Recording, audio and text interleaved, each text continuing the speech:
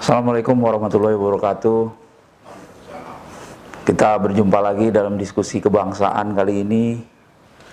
Sebagai narasumber, Bapak Maijen Purnawirawan Tritamtomo, selamat datang Pak. Kita akan bahas lagi masalah kebangsaan Pak.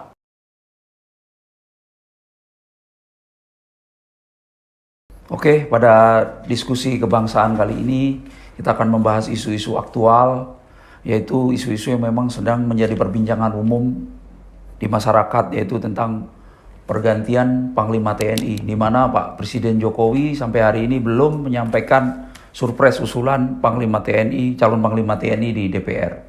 Nah, di sisi lain muncul narasi-narasi yang mungkin kontraproduktif dengan hak prerogatif Presiden Jokowi untuk memilih calon Panglima TNI. Yang muncul adalah narasi persaingan tiga matra, yang dimana di satu sisi ini adalah menjadi hak salah satu matra, di sisi yang lain secara politis Presiden sebagai Panglima tertinggi TNI punya hak prerogatif untuk menentukan Panglima TNI. Nah, mungkin salah satu yang menjadi pembahasan lain mengiringi isu pergantian Panglima TNI adalah penyelesaian konflik di Papua, di Poso, dan lainnya yang sampai hari ini belum publik melihat belum sesuai dengan apa yang diharapkan. Sebenarnya idealnya seperti apa sih prasyarat dipilihnya seorang Panglima TNI? Itu mungkin bisa dijelaskan Pak. Baik, terima kasih. Selamat pagi kepada para pemirsa. Kita jumpa lagi tentunya dengan membahas isu yang baru saja disampaikan, yaitu tentang pergantian Panglima TNI berkait dengan masalah keamanan yang sampai hari ini di dua titik belum juga memberikan suatu gambaran yang baik, plus perkiraan-perkiraan lainnya. Yang pertama, dari judul yang disampaikan, ini menurut saya, ini seksi menarik dan penting. Kenapa seksi menarik dan penting? Karena apa yang kita lihat bahwa 1 bulan yang lalu, pergunjingan tentang siapa yang akan jadi balon Panglima TNI diperbincangkan oleh halayak ramai. Mulai pemerhati sampai dengan politisi. Nah, ini menandakan bahwa ini sangat strategis. Kenapa demikian? Karena ini punya skop nasional maupun internasional. Nah, artinya warga masyarakat juga ingin melihat siapa yang pantas tampil untuk duduk memimpin TNI saat ini. Ini menunjukkan kecintaan dari warga masyarakat kepada TNI. Ini menunjukkan bahwa demokrasi berjalan bergulir dengan baik. Semua boleh berpendapat. Tentu keputusan nanti adalah di tangan Presiden. Nah, tentunya mari kita lihat bahwa pergantian ini merupakan suatu hal yang biasa dan lumrah terjadi di lingkungan tentara maupun kepolisian. Ini suatu pergantian yang lumrah terjadi dalam rangka penyegaran. Itu yang pertama. Kemudian yang kedua, yang tadi saya sampaikan, pergantian ini memiliki nilai yang amat strategis dikaitkan dengan perkembangan lingkungan strategik yang saat ini seperti kita lihat, gonjang-ganjing di Nunjau di sana, kemudian regional seperti apa, kondisi nasional pun kita lihat seperti ini. Nah, berdasarkan dengan itu, ini menjadi amat penting karena apa? Tentunya kita berharap, masyarakat berharap bahwa Panglima TNI yang terpilih kelak itu harus menyatu dengan visi misi Presiden sebagai kepala negara, sebagai pengemban amanat rakyat dalam rangka menjaga, mengawal, mempertahankan bingkai NKRI. Ini dulu kita harus pahami. Kemudian yang kedua, yang tadi disampaikan oleh beliau bahwa ada mekanisme tersendiri yang berlaku di dalam Sisbin Pers Tentara Nasional Indonesia ada mekanisme yang ditinjau. Tentu kita harus melihat latar belakang dari SDM. Nah, sekarang kalau kita lihat SDM yang akan tampil adalah 3 kepala staf angkatan yang berbintang 4. Nah, ini adalah putra-putra TNI, putra-putra bangsa yang melalui jenjang karir yang luar biasa sudah pada top level yang ada. Nah, dari situ kita menyampaikan bahwa ketiga kepala staf angkatan layak. Kenapa demikian? Kita lihat yang kedua, dari sumber pendidikan, bahwa beliau bertiga itu adalah mengemban pendidikan sama-sama dari akademi militer. Kemudian dari latar belakang tadi, Dikum, pendidikan umum jelas. Dikmil jelas. Dikspes jelas. Kemudian Dik pengembangan umum, dia sudah melampaui semuanya. Sampai dengan yang terakhir Sesko, sampai yang kemudian Lemhanas. Ini menandakan bahwa beliau bertiga mempunyai kapabilitas yang mendukung. Nah, kemudian kalau kita lihat dari dua hal tadi, beliau bertiga punya hak yang sama untuk menjadi pimpinan TNI. Ini harus kita lihat. Namun demikian, jangan pernah dilupakan, ada peraturan normatif yang harus dipegang. Ini yang berlaku mulai dari misalnya pergantian komandan batalion berturut-turut sampai ke atas. Ini ada normanya yang berlaku. Yang pertama, adakah catmin? Adakah catpers? Catatan administrasi atau catatan personel yang dilakukan oleh bersangkutan. Tentu rekam jejak ini harus ditelisik, disisir. Sejak Letnan 2 sampai beliau menjenjang sampai dengan saat ini. Mulai dari Pama, Pamen, sampai dengan Pati. Kecil apapun, ini menjadikan pertimbangan. Karena tentara nasional berpedoman pada Sabta Marga, Sumpah Prajurit, 8 wajib TNI. Dan 8 wajib TNI plus Sumpah Prajurit. Nah, dengan dasar itu, tentu kita harus kaitkan apakah di dalam Sabta Marga, Sumpah Prajurit, dan 8 wajib TNI ada item-item yang pernah dilanggar. Nah, kecil apapun, ini tentu menjadikan penilaian khusus dari Bapak Presiden selaku Panglima tertinggi Tentara Nasional Indonesia maupun kepolisian. Nah, di sini menyatakan berdasarkan Undang-Undang Nomor 34 Pasal 39 menyatakan bahwa prajurit dilarang bermain politik praktis. Dilarang berbisnis. Itu antara yang paling menonjol. Dan coba dilihat. Kemudian yang kedua, pasal 53. Bahwa prajurit itu ada pengakhiran yang dibatasi oleh durasi umur. Itu ada ditentukan. Tamtama, Bintara, Perwira. Ini ada. Mulai 53 sampai dengan 58 tahun. Nah, ini juga menjadi pertimbangan yang harus dipedomani oleh pengambil keputusan.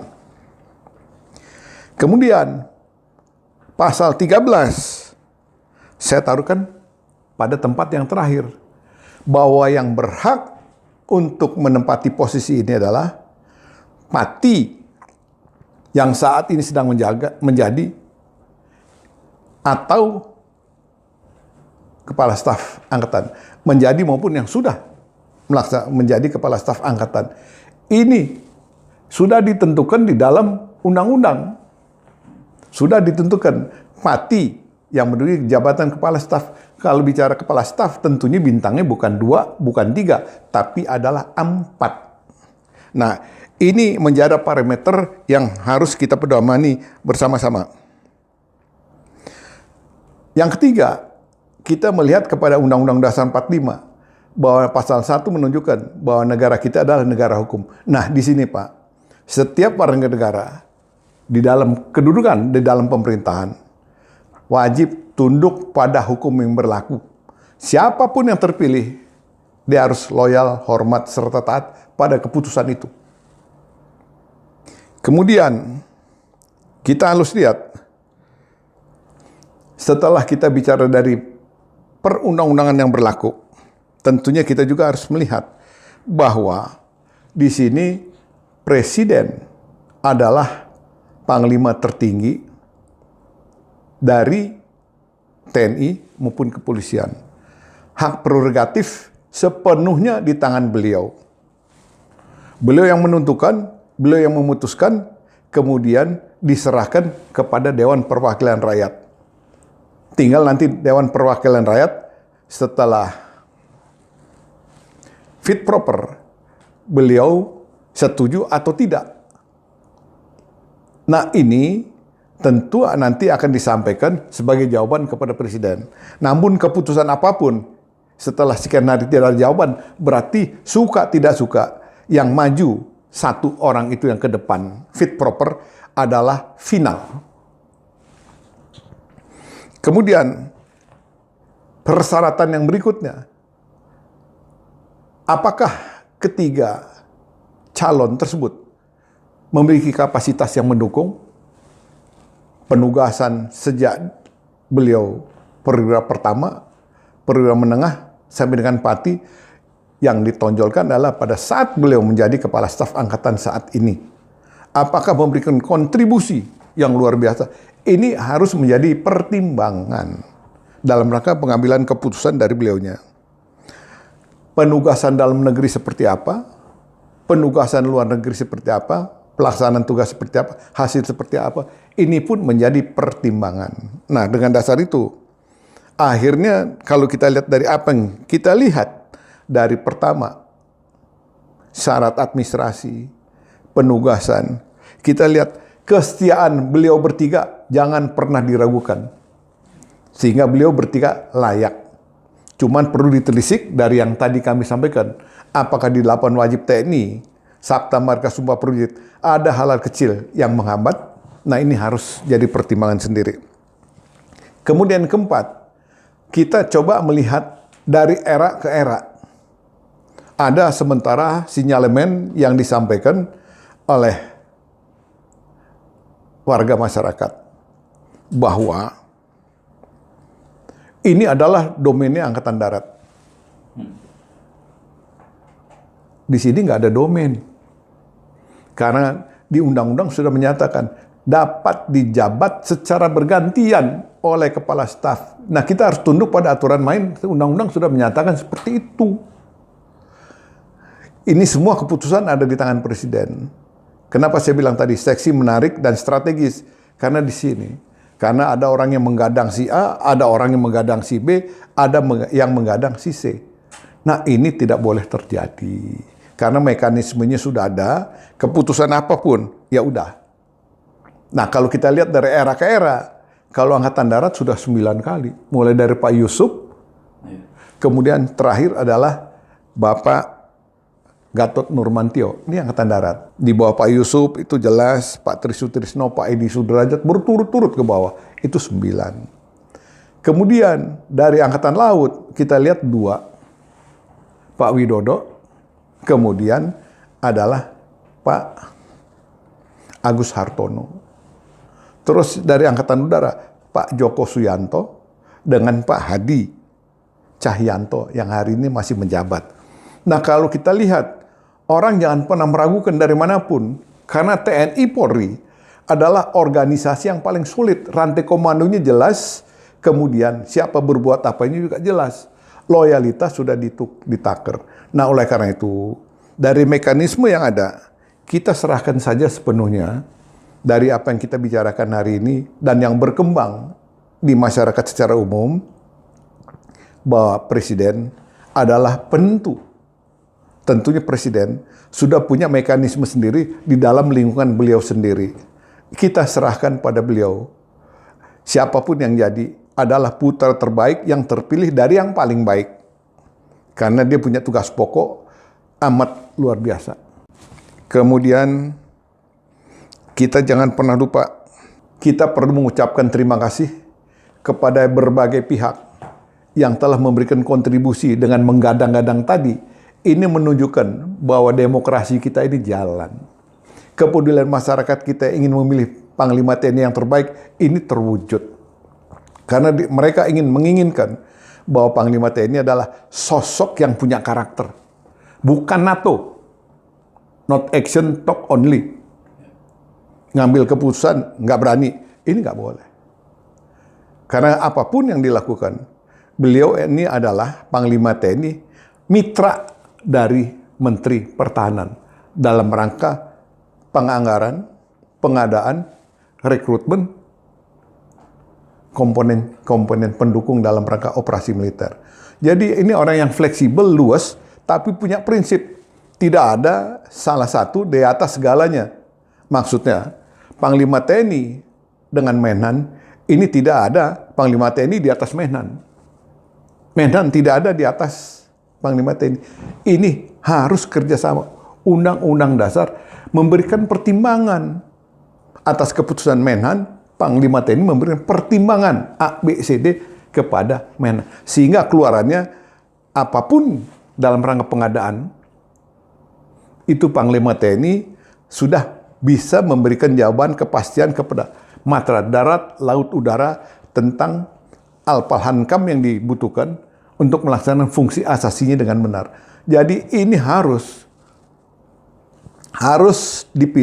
terpilih orang yang punya karakter dan punya keberanian untuk menyatakan yang benar itu benar, yang salah itu salah. Jadi kita tidak menginginkan orang bermain politik praktis yang akhirnya ini yang menjadi kerugian besar buat tentara. Karena lingkungan strategik mengharuskan terpilih orang yang terbaik. Ini menurut saya. Demikian, Pak.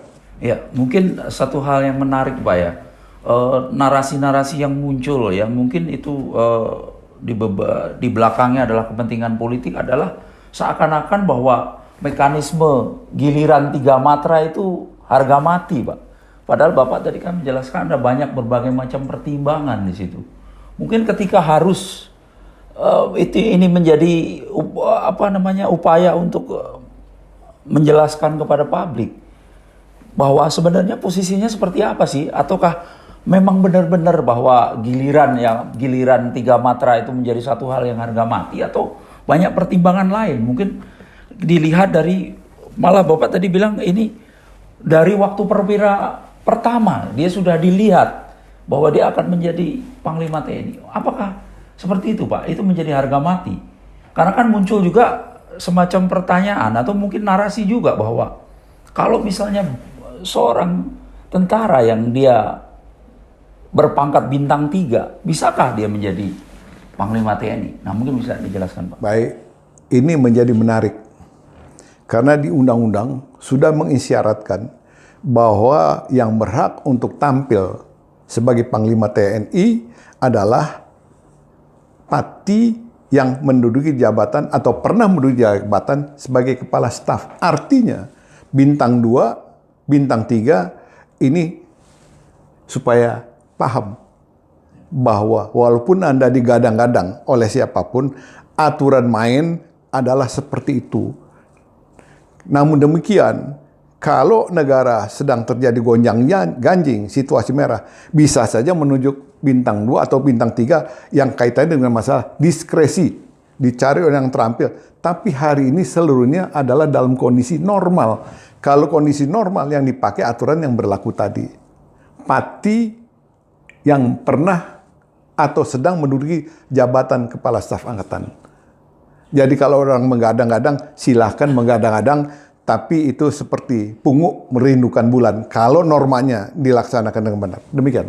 Ya, mungkin kalau terkait mekanisme giliran 3 matra itu apakah harga mati, Pak? Begini, pergantian itu semuanya tinggal berada di atas pertimbangan presiden. Bisa matra darat, bisa matra laut, bisa matra udara. Tinggal presiden yang menentukan. Keputusan apapun itu adalah keputusan final dan kita wajib loyal. Demikian.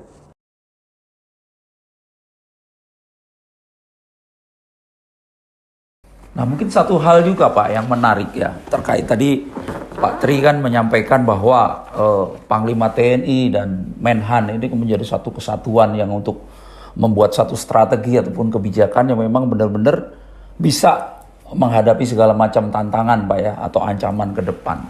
Nah, mungkin untuk kalau kita bicara postur TNI Pak, ini sekarang kan berkembang atau mungkin ada macam-macam berita ataupun mungkin klaim Pak ya, bahwa TNI kita ini TNI terkuat gitu.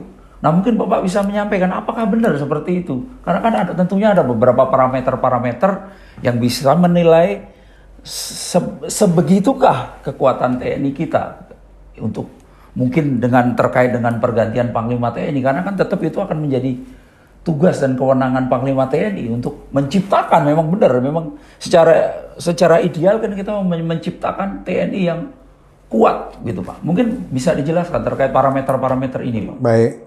Jadi kalau dari pertanyaan disampaikan, ada pernyataan yang disampaikan oleh anak bangsa bahwa TNI terkuat di Asia Tenggara dan lain sebagainya.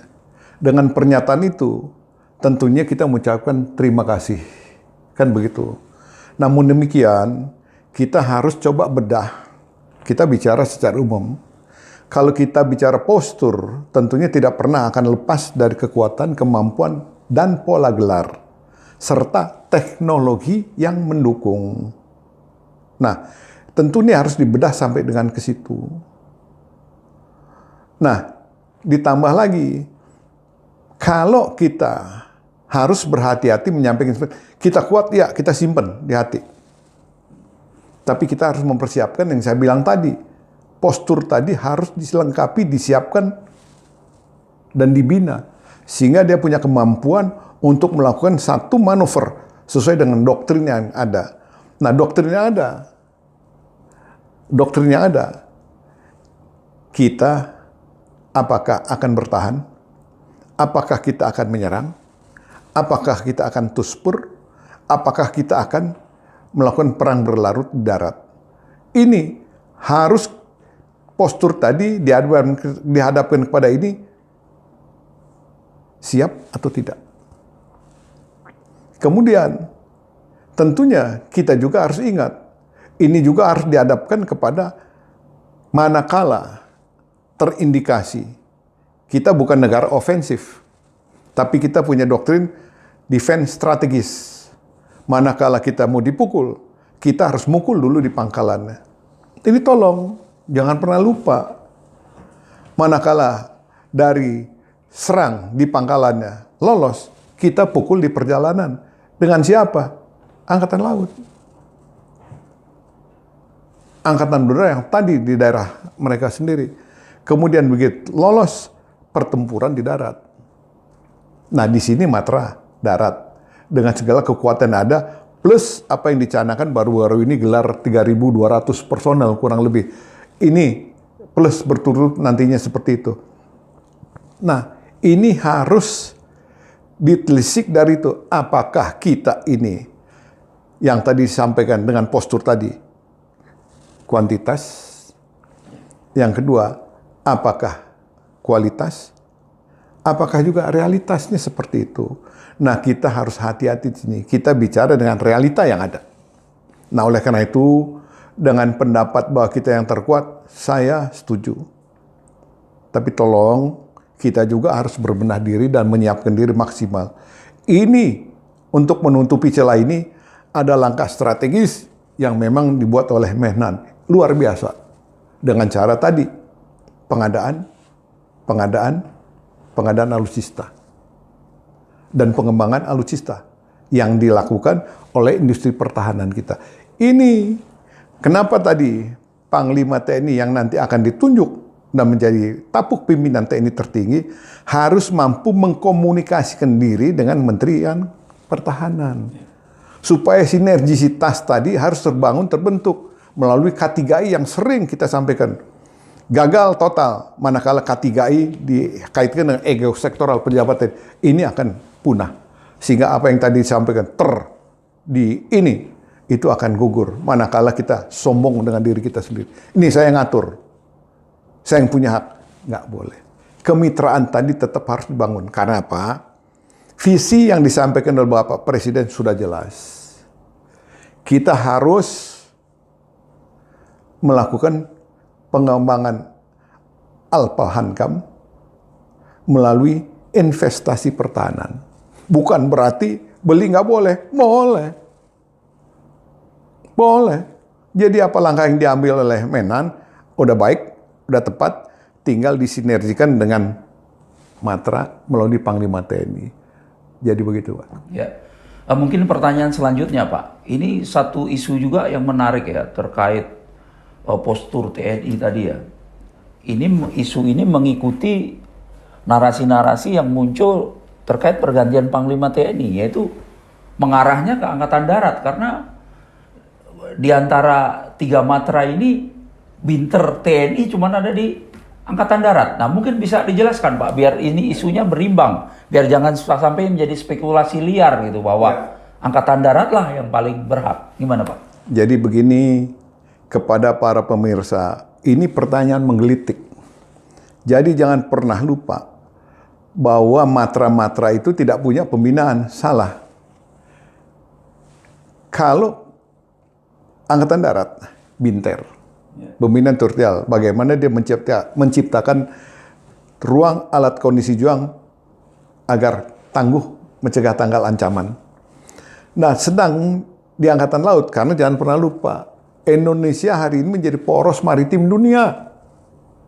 Nah, dia di dalam pelaksanaan kegiatan harian dari postur yang digelar oleh Angkatan Udara, dia itu punya BINPOTMAR, pembinaan potensi maritim, di mana objeknya dia harus bergandengan tangan dengan para Babinsa maupun Babin Kamtipmas, yaitu masyarakat pantai dan nelayan sebagai mata telinga. Kemudian yang kedua, teman kita Angkatan Udara, ada juga BINPOT kedirgantaraan. Di dalamnya termasuk teman-teman kita dari FASI, itu early warning, apa yang dia lihat didengar, masuk ke bawah. Nah, tinggal Panglima yang terpilih mampu mengintegrasikan informasi itu menjadi keterangan. Keterangan ini yang akan diolah menjadi satu cara bertindak dalam rangka mencegah tangkal ancaman dari semua aspek yang ada. Jadi bukan milik binter, itu bukan milik Angkatan Darat saja. Tapi Angkatan Laut, Angkatan Darat juga punya masing-masing dengan spesifikasi matra tadi. Jadi ini harus sinergi. Jangan bilang, nih saya Angkatan Darat, binter saya punya. Angkatan Laut juga bilang, 2/3 wilayah kita ini lautan. Dia punya potensi maritim melalui masyarakat pantai, nelayan sebagai mata telinga. Kan begitu. Udara, FASI, apa yang dia lihat didengar, disampaikan. Ini masuk kepada Puskodal TNI untuk ditindaklanjuti dalam rangka cara bertindak yang paling tepat untuk menghadapi ancaman yang mungkin, sehingga kita tidak terledak. Ini harus disinergikan, dan Panglima TNI hari ini harus mungkin memperbaiki yang lama yang belum terselesaikan. Ini harus diselesaikan dan dilengkapi. Lanjut. Ya, mungkin juga terkait binter ya, Pak, masih menjadi pertanyaan publik mungkin ya. Panglima TNI yang sekarang itu bekerja sama dengan Polri, itu menggelar latihan bersama. Artinya ini kan ini dari sisi Angkatan Darat dan Polri. Dan ini latihan bersama ini di level Bintara dan Tamtama. Nah, ini sebenarnya bagaimana sih, Pak? Secara aturan, dan mungkin apakah ini memang akan menjadi semacam prototipe ke depan, ada semacam begini, Pak. Kalau kerjasama kan mungkin di Sespim Polri atau mungkin di Seskoal atau di apa, kan memang sudah ada kerjasama seperti itu, Pak. Nah, ini kan satu hal yang baru yang bisa jadi ini akan menjadi kontroversi. Gimana, Pak, sebenarnya? Ini menarik lagi yang kedua. Latihan bersama sah-sah saja. Boleh-boleh saja. Tapi kita juga harus menyisir bahwa Latma ini bentuknya apa. Karena kita harus paham, sejak 1945 sampai dengan tahun 2000 yang lalu, setelah reformasi, ya, waktu 45 sampai dengan 2000, itu polisi adalah bagian dari ABRI. Kepolisian bagian dari TNI. Di dalam pergulatan yang terjadi dalam negeri, pemberontakan dalam negeri, beliau ikut serta menumpas. Jadi kekuatan ABRI kala itu, ya ada kepolisian. Sah. Tapi setelah reformasi ke sini, diteguhkan Undang-Undang 34, Undang-Undang nomor 2 tentang kepolisian, plus TAP MPR tahun 2000. Itu jelas. Jadi sekarang kalau mau latihan untuk Tamtama Bintara, apakah dalam rangka penutupan, pembentukan secata, pembukaan bersama-sama, begitu dia mau penutupan, juga bersama integrasi, supaya kemanunggalan ini terbentuk, supaya menghilangkan gesekan di lapangan bersama teman-teman dari STPDN. Kemudian melakukan dengan pendekatan bakti ABRI. TNI masuk desa bersama polisi dan kemateraan yang lain. Ini kalau itu dilakukan, tapi kalau latihan dalam bentuk latihan tempur, nggak pas. Nggak pas, Pak ya. Supaya dipertimbangkan jangan terjadi. Seperti misalnya, kita ingin latihan bersama melalui pertempuran kota. Itu domainnya TNI. Kemudian PJD, pertempuran jarak dekat, itu domainnya TNI. Tolong ingat, tugas pokok dari rekan kepolisian itu ada 4. Yang pertama, dia melaksanakan Kamdagri melalui 4 fungsi kepolisian. Penegakan hukum sampai pengayoman masyarakat. Jadi beda. Kalau latihan menembak, silakan. Terus yang latihan bersama dalam rangka pengendalian huru-hara, boleh Mas. Melalui Gladi Posko 1, Gladi Posko 2, Gladi Lapang. Disimulasikan, itu baru tepat. Tapi kalau latihan tempur, itu tolong dipertimbangkan. Tolong dipertimbangkan. Bukan kita membuat dikotomi, bukan. Tapi tugas fungsi peran berbeda. TNI dilatih, disiapkan, diorganisir, dibina dan dilengkapi untuk mencari, menemukan, dan menumbuhkan lawan. Rekan kepolisian punya tugas fungsi peran yang berbeda. Nah ini jangan dipaksakan untuk manunggal. Cara untuk memanunggalkan banyak cara. Tapi bukan cara latma. Misalnya BDM, silakan. Kalau BDM itu istilahnya lah bela diri militer. Itu mungkin silahkan. Kerjasama, latihan tapi tolong jangan dalam bentuk yang spesifik milik TNI masuk kepada kepolisian. Salah. Tolong dipertimbangkan. Demikian.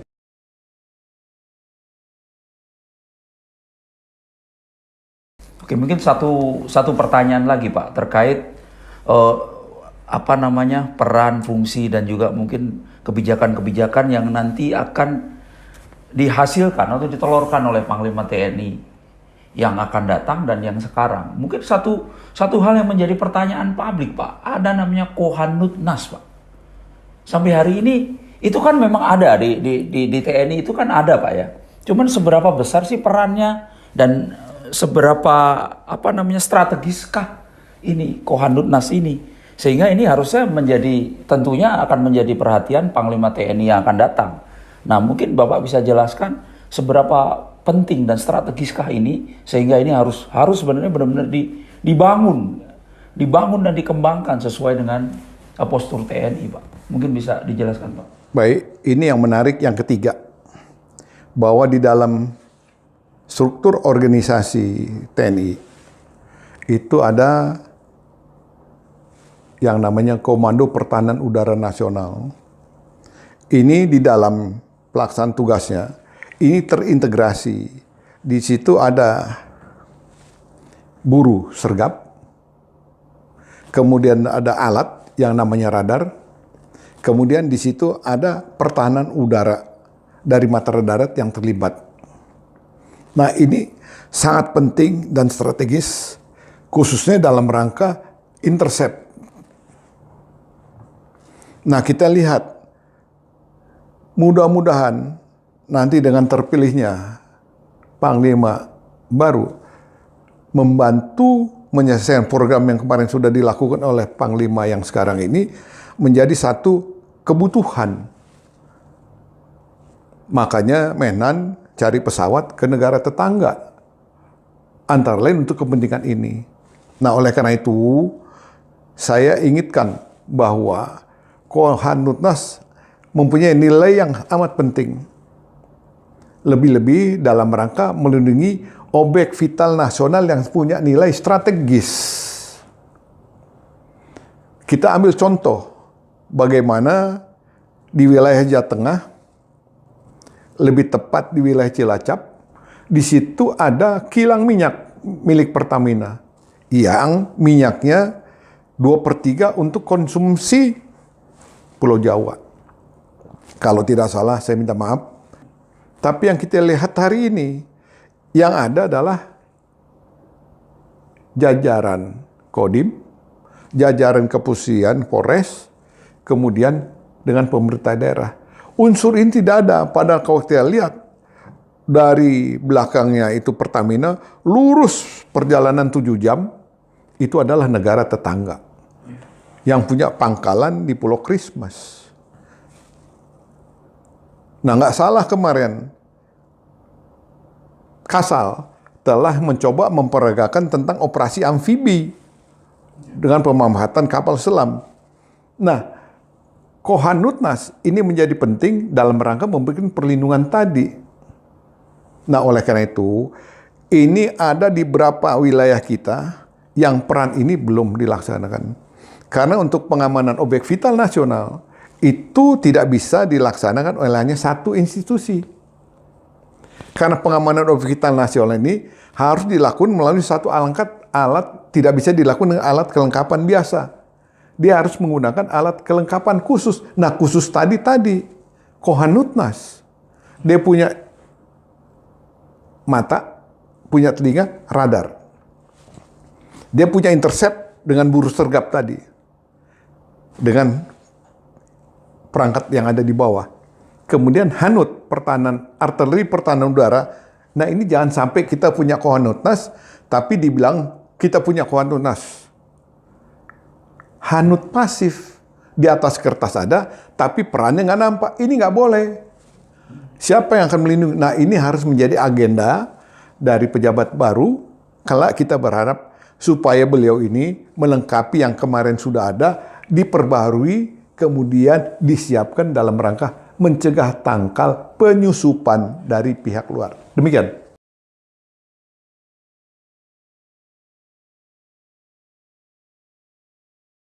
Nah, mungkin ada satu isu lagi, Pak, yang terkait pergantian Panglima TNI. Terkait ada namanya komponen cadangan, Pak, ya, yang kebetulan kemarin sudah dilantik ya oleh Presiden Jokowi, ada sekitar 3.100 sekian, Pak, ya. Nah, mungkin terus juga di blow up dengan diangkatnya Duta Komcat, salah satu selebritis, Pak, ya. Nah, itu memang untuk menjadi semacam upaya memblow up Komcat ini, sehingga itu karena memang akan menjadi kewajiban bagi setiap warga negara yang memang sesuai aturan dia wajib untuk ikut Komcat. Nah, untuk sampai saat ini, Pak, sebenarnya Komcat ini idealnya seperti apa sih, Pak, untuk kondisi di Indonesia saat ini?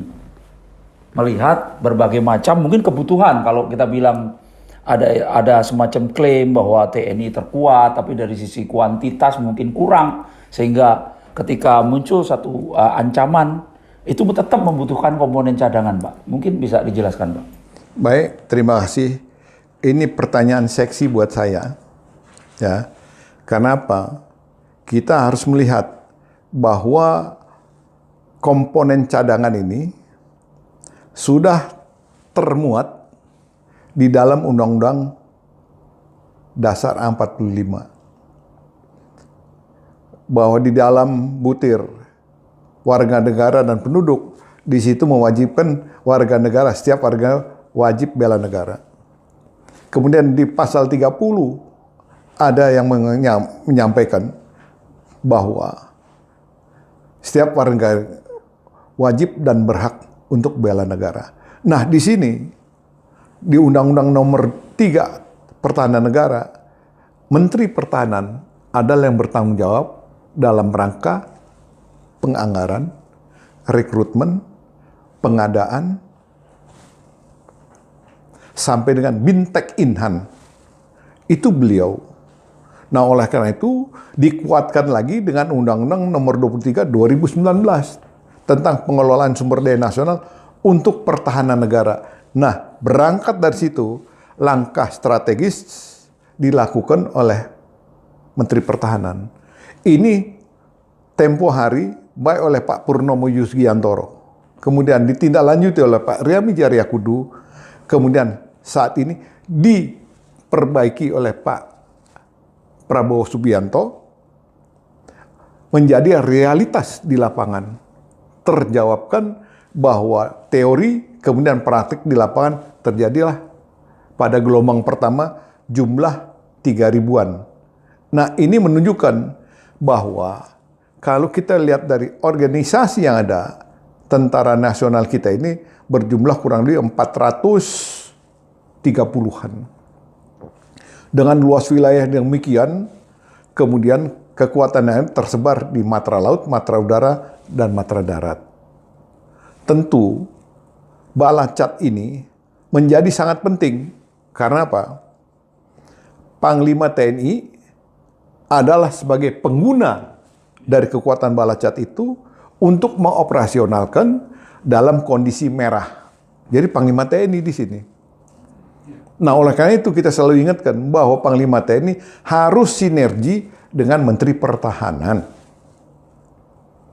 Karena beliau yang merencanakan, tapi Panglima TNI memberikan pertimbangan tentang bagaimana bala cat ini dipersiapkan. Dilatih, disiapkan, diorganisir, kemudian dilengkapi, baru dibina. Nah, tentu di sini selaku pengguna, Panglima TNI juga harus memahami bahwa bala cat ini menurut Konvensi Gabungan Jenewa Den Haag, ya, itu adalah komponen yang namanya lah kombatan. Nah, kalau kombatan, kalau dia nanti dimasukkan sebagai kekuatan pengganda melakukan operasi militer, tentu perlakuannya sama dengan yang punya atribut dan lain sebagainya. Dia bisa dibunuh atau terbunuh. Nah, ini yang kaitannya pembinaan tadi seperti apa. Nah, ini bala cat ini adalah kekuatan pengganda buat komponen utama.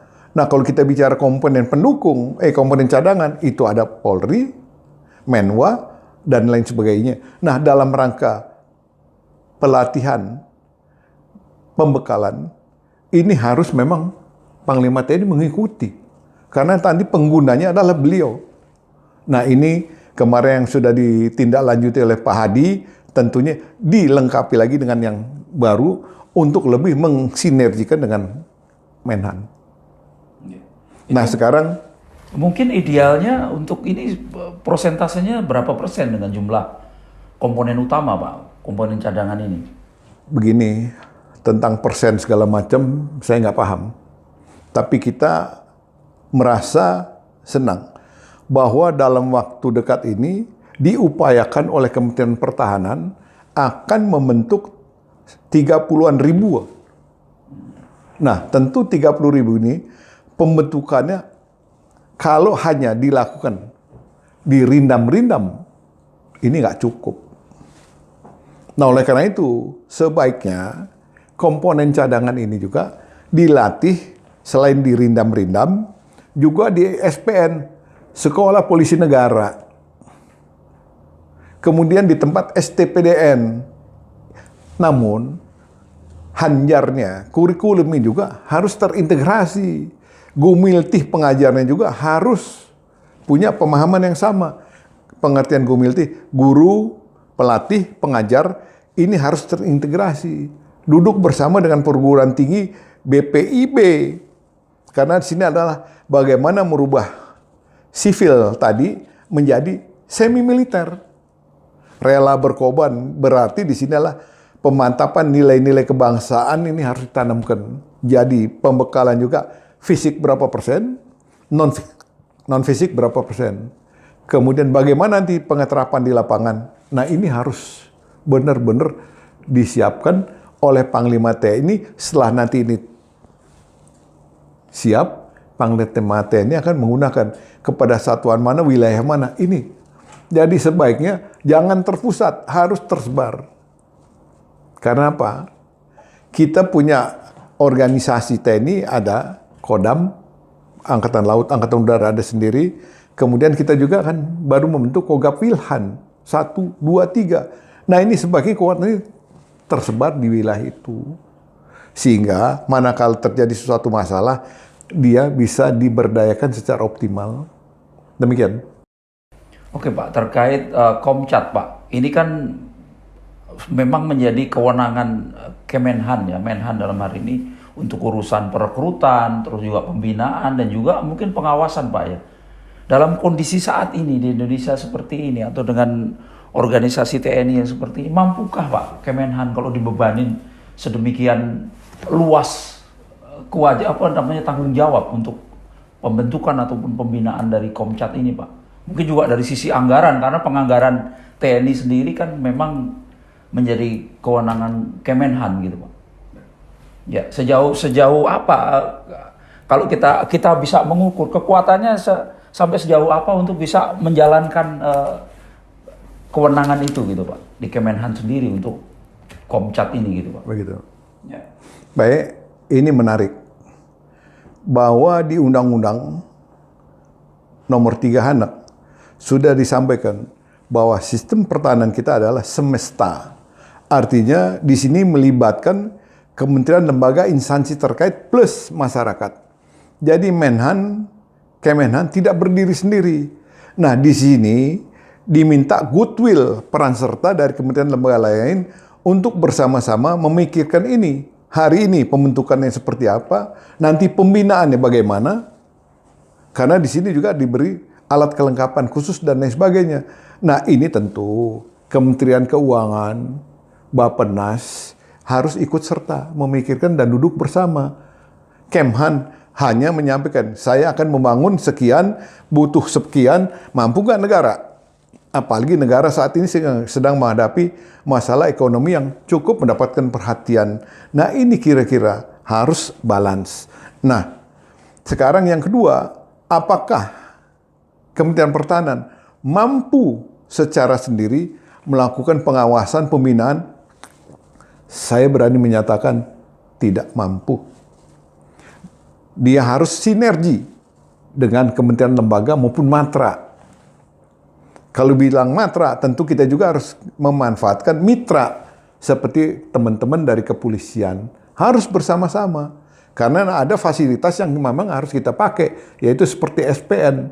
Tapi konsekuensi dari situ, gumilti hanjarnya sampai dengan pengajar, metode pengajar, harus sinergi.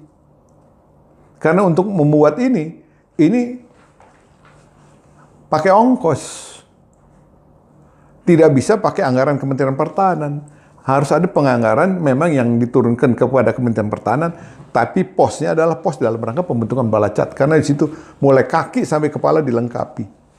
Sampai perangkat perorangan dilengkapi semua. Ini menjadi tangan. Sampai nanti pembinaan pakai anggaran.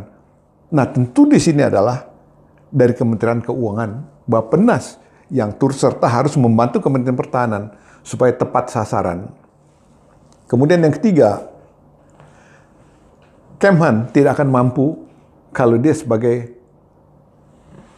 one man show di lapangan. Nah oleh karena itu, ini sejak 2002 yang lalu, bahwa Kodam selaku PTF Dephan, yang sekarang Kemhan, itu pelaksanaan tugas Kemhan, itu lolos dibebankan kepada Kodam, Kodam tidak mampu. Akhirnya ditarik kembali ke Mabes TNI, akhirnya dikembalikan kepada Kemhan. Nah tinggal sekarang, supaya dalam pembentukan balacat merata di seluruh wilayah tanah air, itu Kodam hanya bisa memberikan supervisi maupun kegiatan berkait masalah teknik-teknik dasar kemiliteran, pembinaan, pengawasan. Namun pengawasan tidak bisa sepenuhnya karena Kodam selaku Kota Maop dan Kota Ma Pembinaan itu punya tugas yang multi kompleks. Nah, sebaiknya saran dari saya, Kemhan supaya membuat kantor perwakilan Kementerian Pertahanan di daerah. Karena orang takut, wah kalau bikin berarti struktur baru, orang enggak. Orang yang bertugas di Kemhan, yang kira-kira seperti apa, diminta dari matra-matra, bisa ditugaskan sebagai kantor perwakilan. Tempatnya nggak perlu bikin gedung sendiri, bisa nempel ke Kodam. Tapi dia punya tugas fungsi peran sendiri membantu menjadi mata telinga Menhan dalam rangka tepatkah yang sudah dicanangkan itu? Kena nggak pada sasaran? Ini yang bisa bicara adalah kantor perwakilan Kemhan di daerah.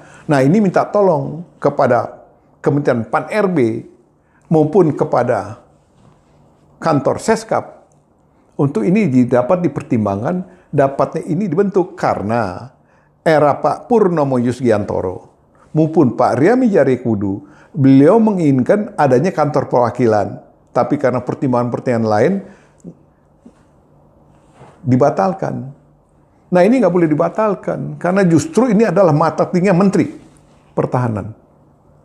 Kemudian yang keempat, yang menarik, Pak Deddy Kobuser itu ditunjuk sebagai duta.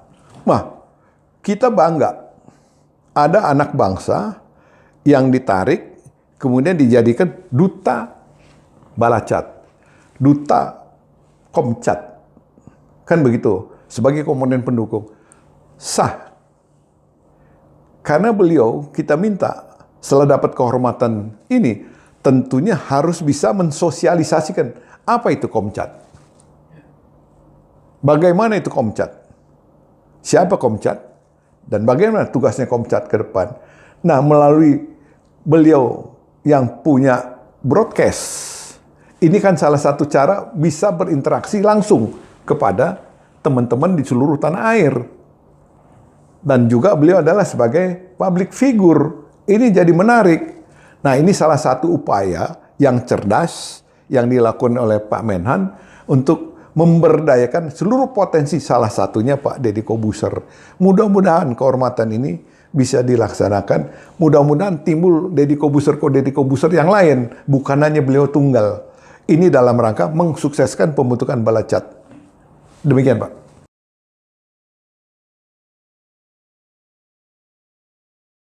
Mungkin ada satu permasalahan yang mungkin masih terkait juga dengan pergantian Panglima TNI, Pak ya.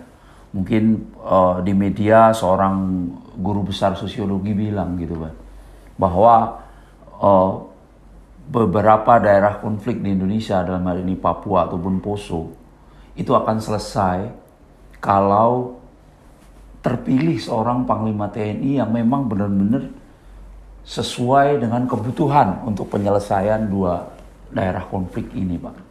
Nah, memang pertanyaan yang menarik di benak publik adalah kok memang Papua dan Poso ini nggak selesai-selesai. Sebenarnya persoalan apa sih, Pak? Mungkin bisa disampaikan penjelasan, karena biar tadi jangan sampai terjadi spekulasi yang negatif justru gitu. Mungkin persoalan apa, Pak, yang menyebabkan ini kok berlarut-larut nggak selesai-selesai gitu. Ini kan bukan sebatas masalah otonomi khusus atau mungkin sebatas terjadinya pelanggaran HAM yang berturut-turut, tapi mungkin ada hal yang paling esensial sehingga dua daerah konflik ini tidak pernah selesai untuk untuk sebuah bangsa, sehingga ini menjadi berbahaya gitu karena akan memunculkan disintegrasi di dua wilayah ini gitu. Mungkin bisa dijelaskan, Pak. Baik, ini menarik yang kelima. Pertanyaannya menggelitik lagi, kenapa persoalan di Poso maupun persoalan yang terjadi di ujung timur wilayah Negara Kesatuan Republik Indonesia tak kunjung selesai? Apakah ada yang salah? Kan begitu pertanyaannya. Ya. Nah sekarang langsung saja poksang saya jawab bahwa ini dari pelaksanaan kegiatan sampai dengan hari ini mengundang pertanyaan publik. Ada apa ini? Nah, kalau kita lihat bahwa Panglima TNI ditunjuk bukan berdasarkan kepentingan. Kalau kepentingan bisa kepentingan politik. Yang dipegang adalah politik negara. Menyelamatkan negara bangsa dari segala ancaman baik yang datang dari dalam maupun dari luar. Itu dia harus tahu. Dia harus punya nyali, punya keberanian. Jadi jangan lagi takut dampak dari reformasi yang lalu. Ini civil society. Ini civil society. Kita tarik ke belakang dulu. Ini civil society. TNI di kandang aja. Ini nggak benar. Ini nggak benar. Tolong teman-teman semua, para pemirsa yang mungkin lihat tayangan ini, tolong lihat dan baca undang-undang yang berlaku. Satu, Undang-Undang Administrasi Pemerintahan. Yang kedua, Undang-Undang tentang Penanggulangan Konflik Sosial. Yang ketiga, Undang-Undang tentang Keadaan Bahaya. Kemudian tolong baca peraturan pemerintah tentang permintaan bantuan. Tambah lagi Undang-Undang 34 tentang TNI, kemudian Undang-Undang nomor 2 2002 tentang Kepolisian Republik Indonesia. Jadi di sini sudah ada amanat yang tertuang di dalam undang-undang itu bahwa eskalasi dan penanganan itu jelas. Pada kondisi aman, rawan, gawat, krisis, penanganan sudah ada sendiri. Seperti pada kondisi aman, ini menjadi tanggung jawab, ini dilakukan secara fungsional. Pemda jalan, Kodam jalan dengan perangkat TNI yang lain, kemudian kepolisian jalan. Artinya kehidupan ini normal, nggak ada gonjang-ganjing. Begitu masuk pada kondisi rawan, ini melalui yang kita sampaikan kemarin, Kominda sudah menelaah, Pak ini seperti ini, sehingga ada rapat Kopimda. Gubernur tetek bengek itu semua hadir, menyampaikan keputusan, Pak di daerah saya ada seperti ini, saya tidak mampu karena sendi-sendi kehidupan terganggu, kemudian kehidupan mulai bergeser. Pak, tolong, di sini tabuk pimpinan kepolisian. Beliau selaku Pangkop, silakan. Dibantu oleh Kodam, dibantu oleh Pemda, dan perangkat-perangkat teknis lainnya di lapangan. Ini dilaksanakan secara terpadu. Nah, begitu situasinya menjadi kritis, rekan kepolisian, dia harus berani dan jujur menyampaikan. Wah, orangnya bersenjata, senjatanya seperti ini, bahaya Pak, saya nggak sanggup. Take over lah kepada TNI. Kepolisian mendukung, kemudian Pemda mendukung. Begitu ini dilakukan, tadi Pak, fungsional terpadu, dilakukan oleh bukan alat kelengkapan biasa, alat kelengkapan khusus TNI yang punya keterampilan di lapangan dalam rangka mencegah tangkal ancaman tadi, dalam rangka mewujudkan pemulihan keamanan. Nah, dia di situ punya keterampilan. Nah, setelah situasi kritis selesai, kembali lagi TNI menyerahkan kepada pemerintah daerah. Pemerintah daerah dibantu TNI Polri melakukan memperbaiki dalsakra, pengendalian kerusakan daerah, mental sampai dengan fisik. Itu terpadu, nggak ada yang sendiri.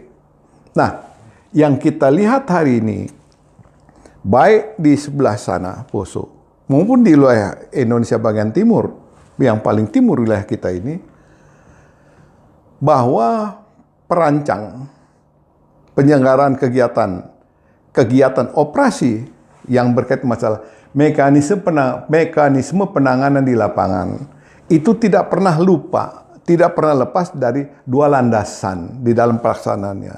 Yang pertama adalah landasan hukum.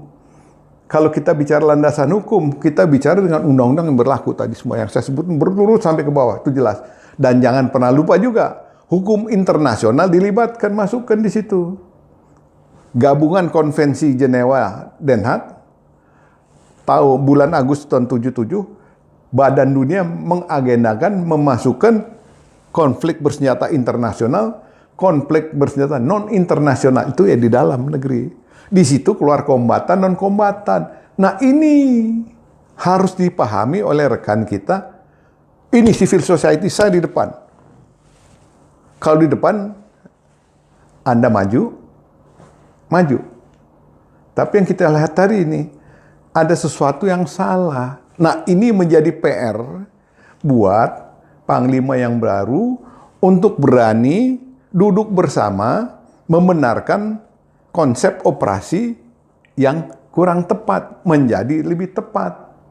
Nah, supaya lebih tepat, kita minta supaya Panglima TNI berani menyampaikan bunyi Undang-Undang Nomor 12 2011 tentang hierarki peraturan perundang-undangan. Yang paling atas Undang-Undang 45.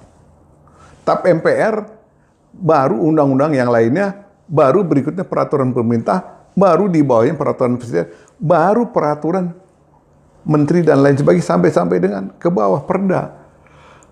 Jangan perda harusnya mendukung undang-undang yang di atasnya. Ini peraturan, misalnya peraturan Kapolri, peraturan Panglima TNI, menabrak undang-undang di atas. Ini gugur. Baca pasal 5 sampai dengan pasal 9. Ini harus dipahami dulu. Penanganan eskalasi penanganan dan tanggung jawab dikaitkan dengan undang-undang yang berlaku. Nah, di sini dengan pemisahan tadi TNI Polri di posisi mana setelah tahun 2000? Di sini TNI berdiri sendiri. Nah, di sini harus ada kata legowo. Jangan dilek digowo sendiri. Ini salah. Harus legowo. Oh ya, ini bukan domain saya. Nah, kalau ini dia anggap civil society, dia yang berhak. Hari terjadi korban di lapangan. Kita tidak menginginkan. Nah, di sini Panglima TNI harus duduk bersama. Kalau dulu namanya Muspida di wilayah itu, tapi dengan terlebih dahulu melakukan konsep operasi di sini, kemudian komunikasikan dengan wilayah di sana. Karena tadi ini harus dirubah. Apa sih operasi pokoknya? Operasi pendukungnya apa sih? Jangan sekarang masing-masing bikin sendiri, tidak terintegrasi. Ini masuk di landasan operasi tadi. Yang pertama, landasan hukum, ini yang mendukung dan harus. Kemudian di sini kita memposisikan landasan pelaksanaan di lapangan. RO-nya satu, tapi jangan RO ini dibikin masing-masing. Dari tamu-tamu bikin sendiri, Bapak bikin sendiri, Bapak bikin sendiri, Bapak bikin. Jadi selera sendiri penanganan di masalah. Ini nggak akan ketemu. Tentu dengan memberdayakan tokoh-tokoh setempat, dengan tidak melupakan budaya lokal setempat, mana pas untuk memisahkan mana ikan, mana air. Ini prinsip. Tapi kalau kita masih bilang, nih gua, nih saya, harusnya nih kita. Jadi konsep bersama, menyelesaikan bersama, memanusiakan manusia tadi tercipta. Kalau masih salah, hari-hari kita yang mati, di sana aman. Karena tadi ada rasa ketakutan. Waduh, melanggar HAM. Yang mana yang melanggar HAM? Kalau itu semua dilakukan secara terencana, teratur, berkesinambungan dan terukur melalui mekanisme yang benar, pasti warga masyarakat juga menerima. Jadi masyarakat di daerah jangan ditinggalkan. Tokohnya loh khusus. Nah, di sini Balacat tadi diberdayakan dalam rangka membantu komponen utama bersama masyarakat lainnya melakukan pagar betis. Misalnya seperti itu. Nah, ini konsep-konsep zaman dulu waktu perang dengan DITT memerangi itu, ini harus diberdayakan. Jangan operasi Kamtipmas seolah bisa menyelesaikan permasalahan di lapangan. Jangan operasi militer sepenuhnya salah. Operasi militer sepenuhnya nggak benar. Mesti terpadu antara polisi dengan tentara. Karena hari ini harus diakui pilar bangsa yang solid organisasinya hanya dua, TNI dengan Polri. Nah ini harus sinergi, harus manunggal. Nggak ada kata lain. Manunggal ini adalah untuk memecahkan segala kebuntuan yang ada. Ego sektoral ditinggalkan, yang ada kebersamaan tadi. Nah kebersamaan ini modal. Kalau TNI Polri menyatu, otomatis masyarakat juga akan ikut serta. Dan secara sukarela akan membantu mendukung penyelesaian masalah di lapangan. Tidak ada lagi sekat-sekat di lapangan. Yang ada hari ini ada sekat-sekat. Yang kita takut akan terjadi demoralisasi prajurit. Ini Panglima TNI yang baru harus mampu melihat ini. Dan jangan lupa Pak, tolong kita ini komponen cadangan yang ada di bendera Pepabri, di bawahnya ada PPAD, PPAL, PPAU, PB Polri, ini diajak rembuk. Bagaimana merumuskan satu operasi yang baik, benar. Jangan, saya pengen ini harus begini. Dulu 45 sampai 2000, waktu Anda masih ABRI, boleh. Tapi hari ini, tidak boleh itu. Tugas, fungsi, peran berbeda. Demikian Pak. Nah mungkin satu hal ya Pak terkait ada landasan hukumnya, terus landasan operasi, mungkin redefinisi, mungkin kalau kita bicara Papua Pak, redefinisi KKB, kelompok kriminal bersenjata, diubah menjadi kelompok teroris, itu apakah sudah ideal atau justru ini kontraproduktif Pak dengan tadi yang Bapak bilang legowo ini kan nanti kan landasan operasional ini jadi kewenangan Polri atau kewenangan TNI. Otomatis secara hukum begitu definisinya berubah, ya kewenangan bisa jadi berubah. Sebenarnya gimana Pak? Jadi begini, ini tentang kata yang distempelkan kepada orang-orang yang tidak sepaham dengan pemerintah. Ini kita harus luruskan. Kenapa kita harus luruskan? Tadi di awal saya sudah menyampaikan, tolong rekan-rekan perwira di dua institusi tadi membaca dulu Undang-Undang Pemda, Undang-Undang Penanganan Konflik Sosial, Undang-Undang tentang Keadaan Bahaya, Undang-Undang Nomor 34, Undang-Undang Nomor 2 2002, plus Peraturan Pemerintah tahun 60 tentang permintaan dan bantuan militer. Terus tolong juga membaca hukum humaniter yang di dalamnya ada konvensi gabungan Den Haag Jenewa yang diratifikasi, masuk ke dalam dan diakui dan diterima oleh Badan Dunia, bahwa konflik internasional dan konflik non-internasional di dalamnya ada kombatan, non-kombatan. Nah, di situ baru jelas yang terjadi dua titik ini tepat atau tidak. Nah, ini saya nggak komentar di sini. Tolong dibaca, nanti situ akan dengan sendiri paham. Oh, seperti ini. Karena tolong baca Undang-Undang tentang Pengadilan HAM. Itu pasal 9 yang dibuat tahun 2006. Baca di situ bahwa segala keputusan apapun harus dikaitkan dengan undang-undang yang berlaku baik nasional maupun internasional. Nah, ini di hukum pengadilan HAM, di buku Undang-Undang Pengadilan HAM sendiri menyatakan seperti itu. Kok kita menampik? Jangan bawa ego sektoral. Hari ini kita pengen bingkai NKRI ini aman, nyaman. Stabilitas keamanan terbangun, ekonomi stabil, rakyat senang. Tidak ada anasir yang bisa masuk untuk memecah belah bangsa ini. Tapi kalau kita aparat keamanan ini masih ego sektoral, celaka 12. Celaka 12 kita. Nah, ini supaya disadari oleh masing-masing mangku kepentingan yang tertinggi untuk membaca yang saya sampaikan tadi. Kalau itu sudah dibaca, baru kita buat konsep bersama. Tanpa itu, kita akan terus seperti ini.